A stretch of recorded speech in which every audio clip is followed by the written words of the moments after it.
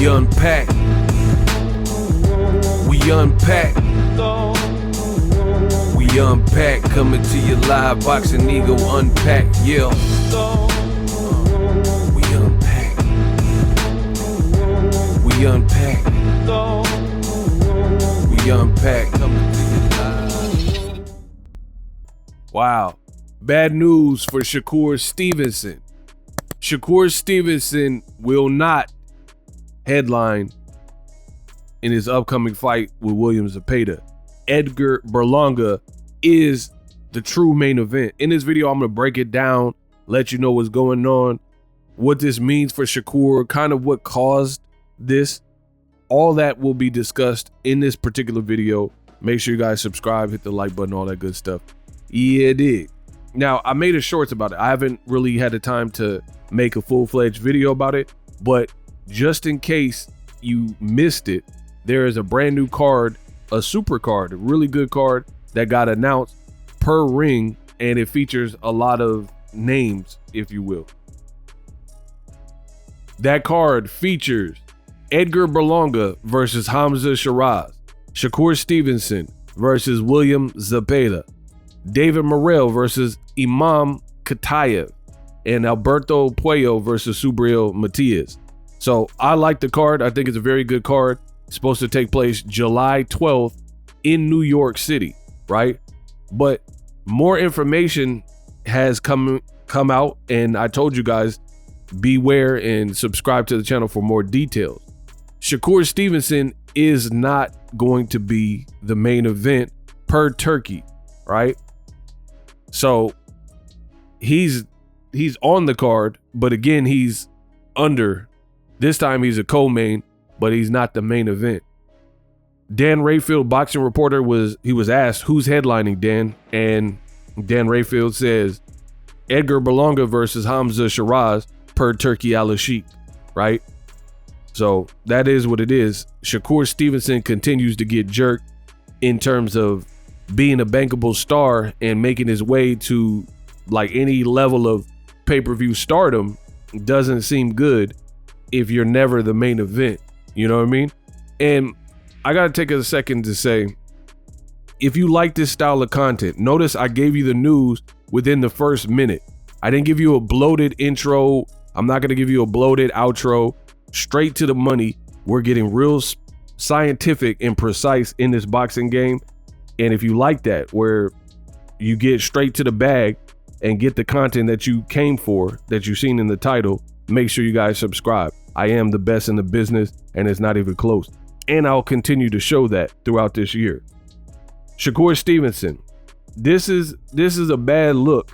This is a bad look because it's like an actor. Any actor who gets into making film and expressing themselves through film language, they're going to want to be kind of received well in good movies and have certain ambitions like getting a Golden Globe, an Oscar, just getting recognized and critics raving about your performance. I mean, who wouldn't want that? Why would you get into an industry and be a musician and you wouldn't like to get a Grammy? Now, there's a lot of great musicians that never have gotten a Grammy, but you want to be recognized for your work. For Shakur Stevenson, the reason this is bad is because he wants to probably be a contemporary, right, with Tank, but you'll never get there on this path. You spent all that time with Top Rank and they never turned you into a star. We'll put it that way. Between you, your style, and the engine you were with, they never turned you into a star. People were walking out in his final fight in his hometown of Newark, New Jersey. Then they put you with Joe Cordina, a guy who's coming off a loss and a guy who's coming off of a knockout loss and moving up in weight. You're supposed to be on the Better Be of Beevil card. You pulled out because you were injured. So that fight wasn't really received well. But that was a undercard fight. You heal yourself, you do the surgery, come back, you're supposed to fight Floyd Schofield. The week of the fight, the Schofield fight, he pulls out, right? And this is how fake boxing fans could be. People will say, oh, Floyd Schofield, he's a duck. Why did he duck Shakur? But Shakur was supposed to fight Joe Cordina, and he pulled out for his own reason, but nobody else can do it. You see what I'm saying? So Daniel Dubois is a champion, and nobody really accused him of ducking Joseph Parker, but everybody said Floyd Schofield was a duck.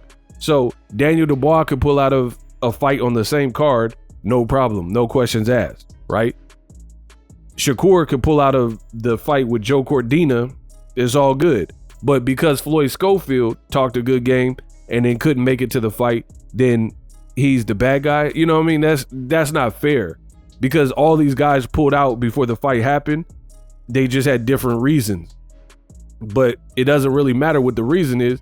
You didn't see it to the final date for whatever reason. It happens. It's boxing. So I just want to talk about that double standard real quick. But the Schofield fight fell apart. They put you in there with the electrician Joshua Padley that nobody had really ever heard of. It wasn't a fight that you were going to get credit, and then you take probably 9 rounds to knock him out, right? And I guess it was an okay performance. You messed up both of your hands.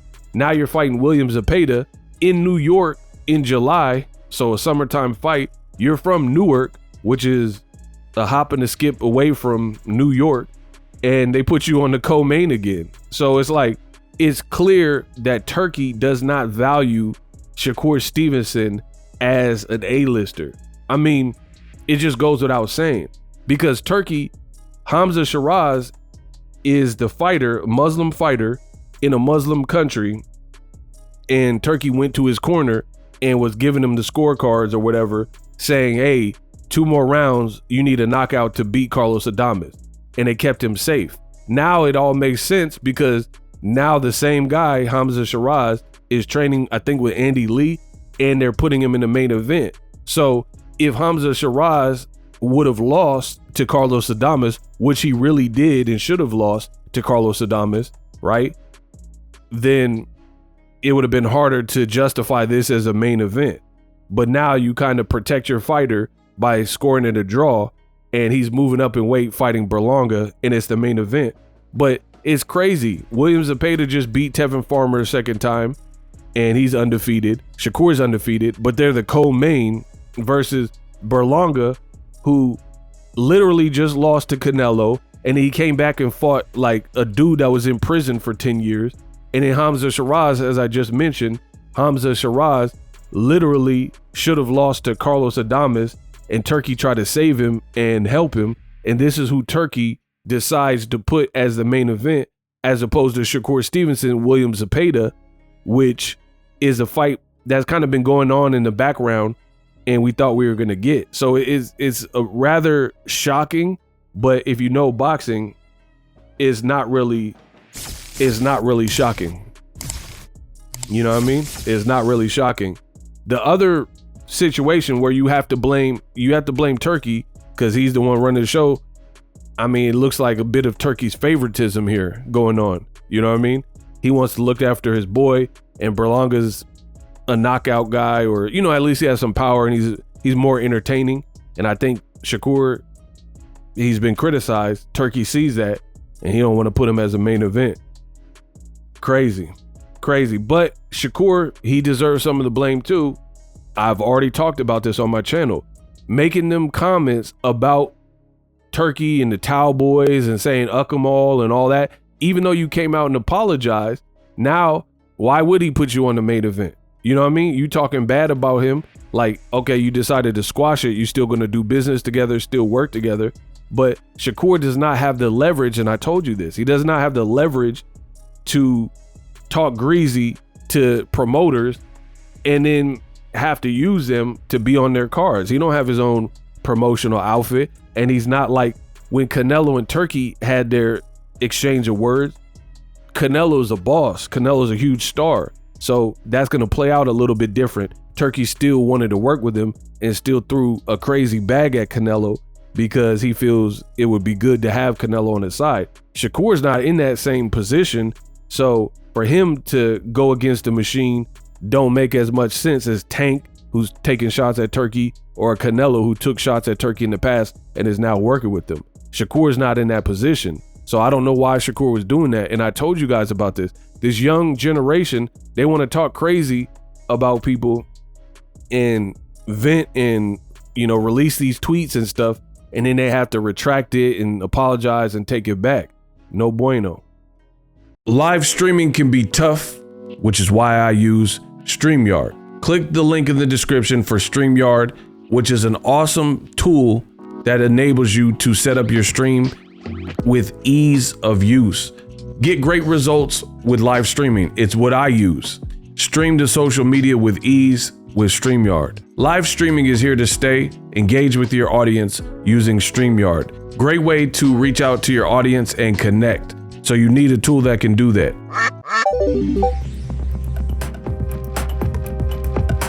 If you're new to YouTube and you're struggling to get views, one tool I can provide to you is TubeBuddy. I've been on YouTube over 10 years. I use TubeBuddy daily to crank out videos just like this one that you're watching. Learn how the pros do it with TubeBuddy. YouTube receives a lot of traffic, which also means a lot of creators, a lot of people putting out content. So you need to learn the ropes so you know how to separate yourself, especially if you're new. But even if you're a pro, use TubeBuddy. The link is in the description. Get more views, more subscribers, and a higher click-through rate, so ultimately you can realize all of your online goals. Use my affiliate link in the description and grow your channel fast.